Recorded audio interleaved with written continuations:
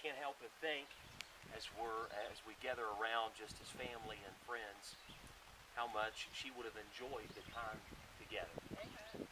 And I know that we don't want an atmosphere of necessarily grieving, and we've all grieved. We've all felt that loss, but really just a tribute to Betty's life. And Harry had asked me to say a few words. I just wanted to read a couple passages of Scripture to you here. That the Bible talks about death very differently than you and I think about death. In fact, in Psalm 116, the Bible says, precious in the sight of the Lord is the death of His saints. We see death as separation, but God sees death as precious when it's one of His saints. And if you could really describe Betty, you could definitely describe her as one of His saints. Amen. And she was somewhat quiet and reserved, but I love to hear her sing. I love to hear her just encourage. And she did that a lot of times behind the scenes. She wasn't in a room to be even heard or seen. She didn't have to be the center of attention. But God used her and used her personality to minister to others in a really awesome way. The Bible tells us in 2 Corinthians, for we walk by faith and not by sight. We are confident, I say, and willing rather to be absent from the body and to be present with the Lord. And I'm thankful to some extent that Harry, you waited some time to do this, because a lot of times when somebody passes, we know that the absence in the body is to be present with the Lord, but oftentimes we remember them those last few days, and that's our final thoughts of that person. And the way that you've done this really has allowed us to remember her for what she was, for how she lived her life, and not just the last week in the hospital. And I'm very thankful for that. I'm excited to hear some songs here in a moment that she loved to sing and she loved to hear. But I just want to remind you of the words of Jesus here when He said, "Let not your heart be troubled. You believe in God, believe also in me. In my Father's house are many mansions. If it were not so, I would have told you. I go to prepare a place for you, and if I go and prepare a place for you, I will come again and receive you into myself, that where I am, there ye may be also." And a simple lady is walking on streets of gold in a mansion. When you consider the house that she had here on this earth, and Jesus prepared a special place for her. And I know that if she had the choice, you could never drag her away from Jesus' feet. But she is truly missed. She was truly loved. Is truly loved. I want to read you this poem that Pastor Mattis's daughter, Nicole, wrote this, Harry.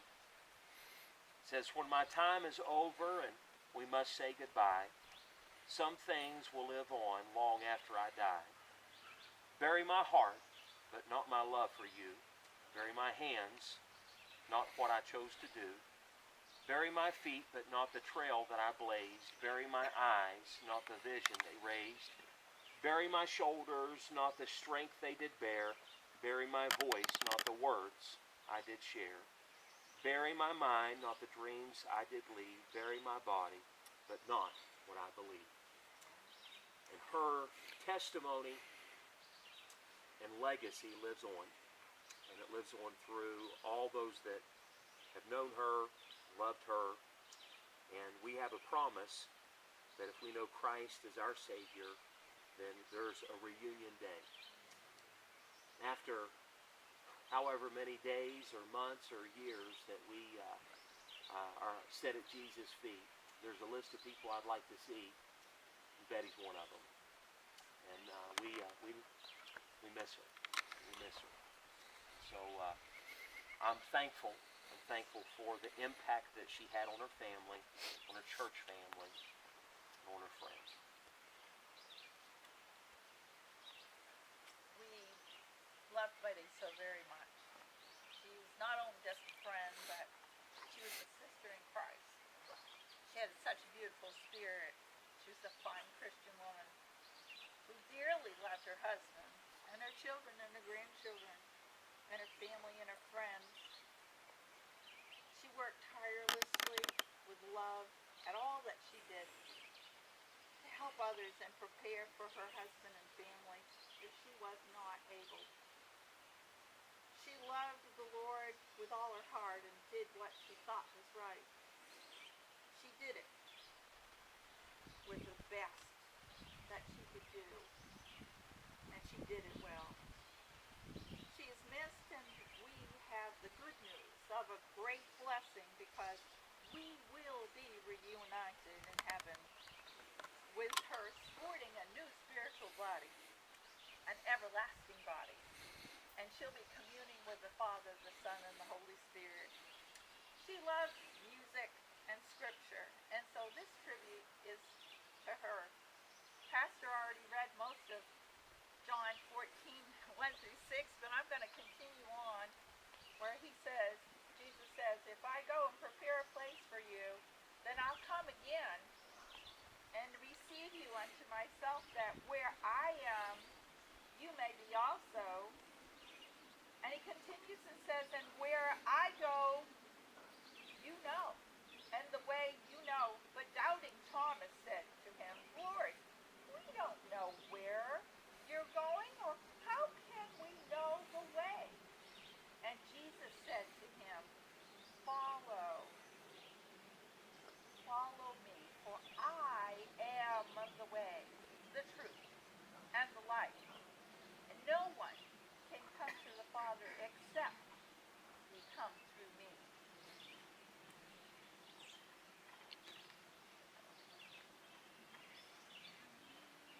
On a hill far away, stood an old rugged cross, the emblem of suffering and shame. And I love that old cross, where the dearest and best for a world of lost sinners was slain.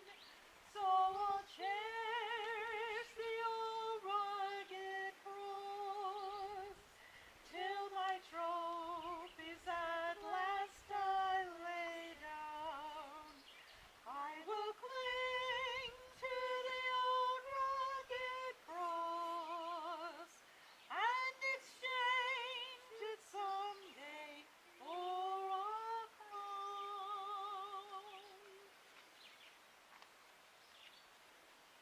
There's a poem of life that says, life is but a stopping place, a pause in what's to be, a resting place along the road, so sweet eternity. We all have different journeys, different paths along the way. We all were meant to learn some things, but never meant to stay. Our destination is a place far greater than we know. For some the journey's quicker, and for some the journey's slow. And when the journey finally ends, we'll claim a great reward and find an everlasting peace together with the Lord.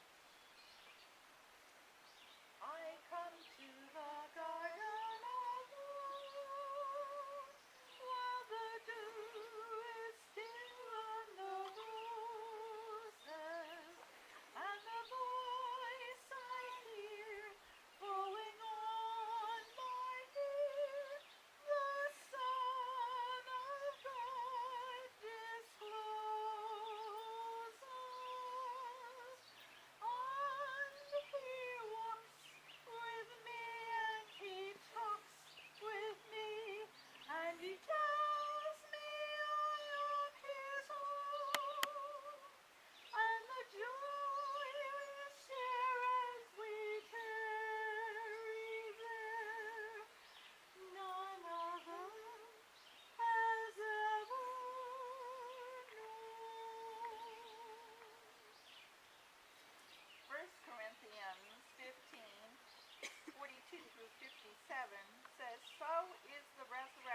the dead. The body is sown in corruption and raised in incorruption. It is sown in sin and it is raised in glory. It is sown in weakness and it is raised in power. It is sown a natural body and it is raised a spiritual body. And as we have borne the image of the man of just Adam, we shall also bear the image of the heavenly man, Jesus. Now this I say, brethren, that flesh and blood cannot inherit the kingdom of God, nor does corruption inherit incorruption. Behold, I'm telling you a mystery. We shall not all sleep, but we shall all be changed. In a moment, in a twinkling of an eye, at the last trumpet. For the trumpet will sound, and the dead will be raised incorruptible, and then we who are alive shall be changed. For this corruption must put on incorruption, and this mortal must put on immortality. So when this corruptible has put on incorruption, and this mortal has put on immortality, then shall be brought to pass the saying that is written, death is swallowed up in victory. And through faith and forgiveness, we are given robes of righteousness to obtain a new incorruptible body, and God will live in us.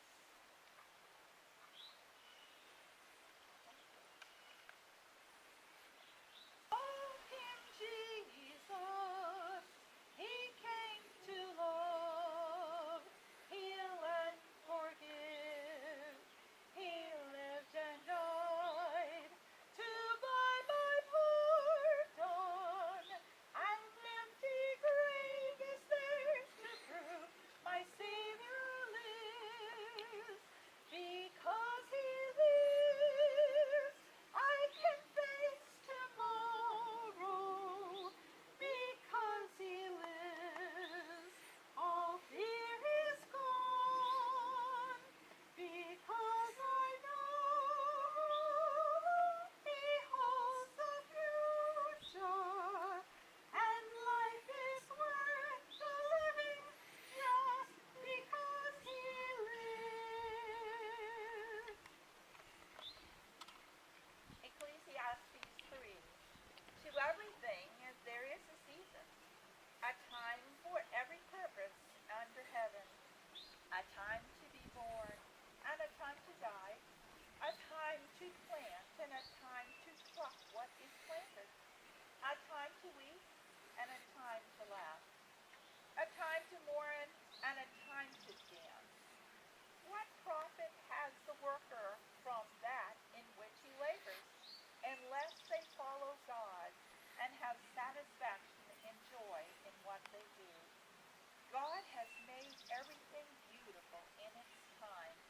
No one can know the entirety of the work that God does from the beginning to end.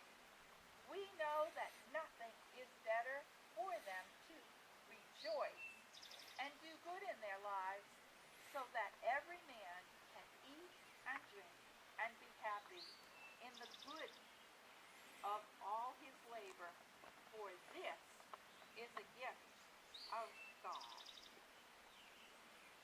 There's a land that is fairer than day, and by faith we can see it afar, for the Father waits over the way to prepare us a dwelling place there, in the sweet by and by. We shall meet on that beautiful shore, in the sweet by and by. We shall meet on that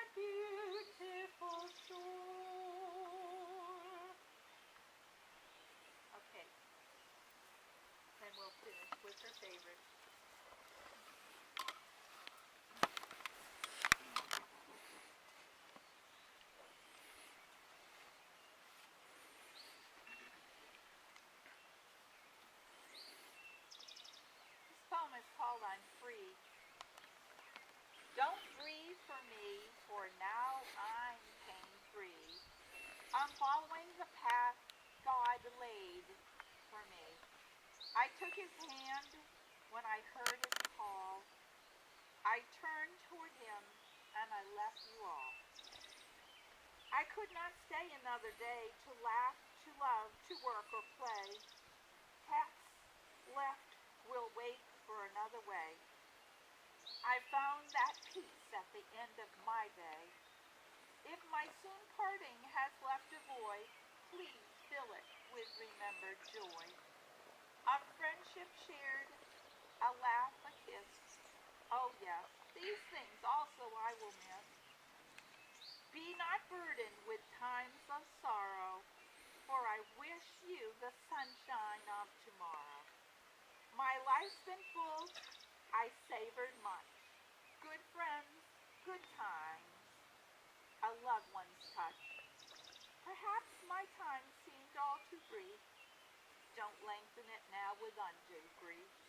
Lift up your heart and sing with me. God called me now, and he has set me free.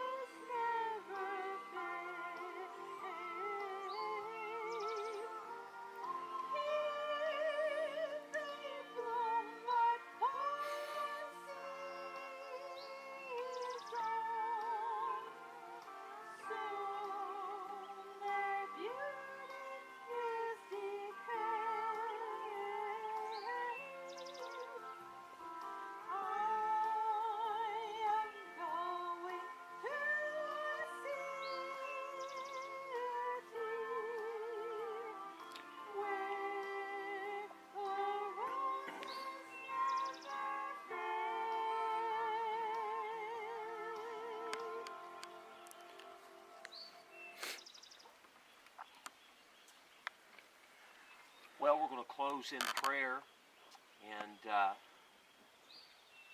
it would be good for us to remember that to be absent from the body is to be present with the Lord.